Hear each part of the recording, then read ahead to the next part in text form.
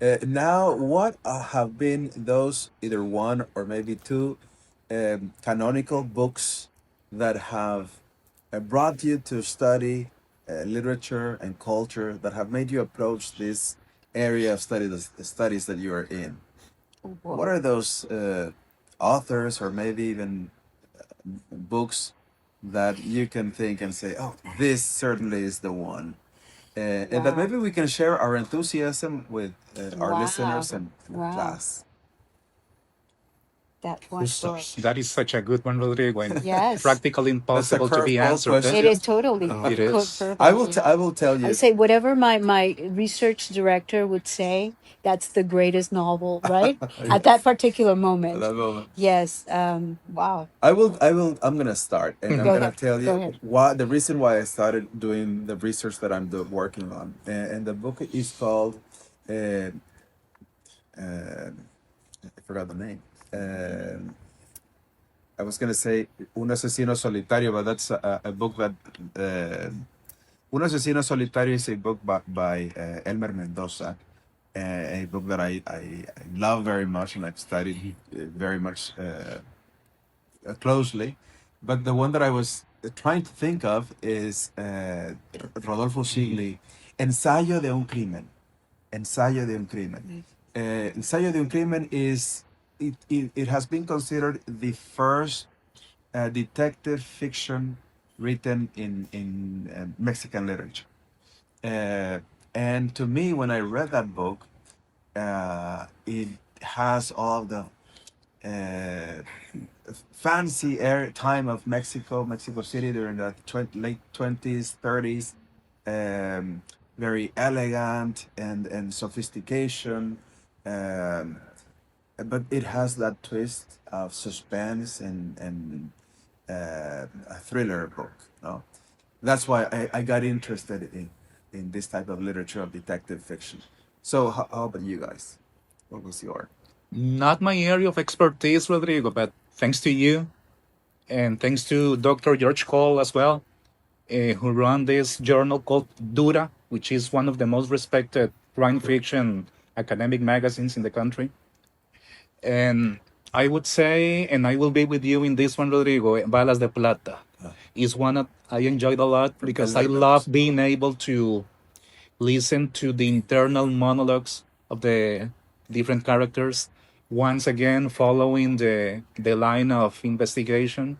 And pretty much I'm a huge rock fan, and the music references that they make throughout the novel, it really caught my attention, and I had a great time reading that It's one. been translated to English, Silver Bullets. Not as far as I know. Yes, Oh, it it It is. has? It has. It has. Okay. has. Yes. And what was the? Have you ever seen the rain? No, he keeps on making that reference to those to that Mm-hmm. music. Mm-hmm. Mm-hmm. This is a book written by Elmer Mendoza, Mm-hmm. and I'm glad that you liked it. No? I had a Balas de great time Plata. reading that one. Yeah. Yes. Totally recommended as well. Yes. How about you, Gabriela? Well, I mean, it's not in a sense it's not a crime, right? It's not a crime novel, or it's not a story about detectives. But there is an investigation that is ensued in the text. Um, and at the beginning of my career, I focused on the classicals, Carlos Fuentes, Mhm. right, uh, and others. And I talked about the uh, urban space in those novels. But nowadays, my focus is on something else, and that is literary trauma studies. And that particular area brings in a lot of other areas of philosophical interest. It's psychology, it's history, it's literature, it's sociology. I mean, it's a little bit of everything. And I think the book where I first saw this and I was like, oh my God, this is so interesting. I really want to continue with this. Forget about urban space, right? Forget about Carlos Fuentes. No, no, no. But at the moment I said, forget about this, is the novel by Juan Gabriel Vasquez, The Sound of Things Falling. And that's where I started, really. That's how I started to see these shifts in narrative. Yes, there is a crime. Yes, there's someone that has committed a culprit, right? But that's not the interest of the novel. The novel dwells into other areas that I have been able to focus on and see and analyze as my own. And what I really like about this particular novel is that it brought in other aspects of academic knowledge into it. And so, yes, it's a little bit about crime, but not too much. Not too much. But I really enjoyed it. Thank Very you. good. How about you? My experience with literature um, uh, has been intriguing. Okay, because what I really love is poetry.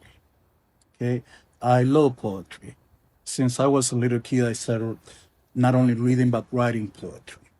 My I started reading Becker, Las Rimas, right? Yes. Rubén Darío, and the musicality, the use of language, the figures of speech, the rhetorical aspects of poetry has always captivated me.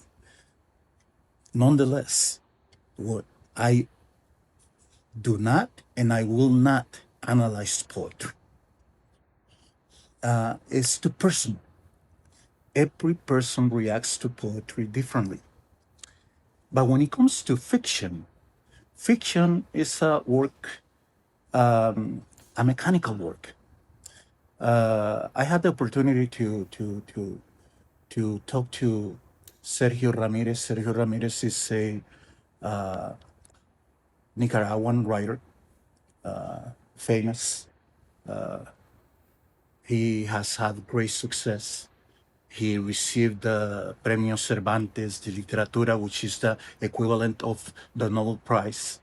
And I had the chance to interview him and even to have dinner with him once. But and I visited him at UCLA when he was giving a workshop, and he told us when you look at literature, you need to look at it just like a little kid that just got a new toy. What does he do? He plays with the toy. That means reading the work of literature, right? Enjoy it, read it. But what does the little kid do when he is tired of the same toy? He destroys it and see how it works. That's the way we should approach literature. First, you enjoy it, you absorb it, and then you start looking into it. How did he put this work together, right? Uh, and that's my fascination with fiction. When it comes to one particular work of fiction, I cannot mention one. I just cannot mention one. There's so many of them. There are writers that you don't know probably, but when I was young, they impacted me greatly. For example, Salarue is a writer from El Salvador called Salarue. That's a pseudonym for Salvador Salazar Arroyo. That is his name. So he shorted and wrote down Salarue. And he has a collection of short stories and two of his books, Cuentos para Cipotes and I don't remember Yeah. the other one, but the short stories that he would tell really captivated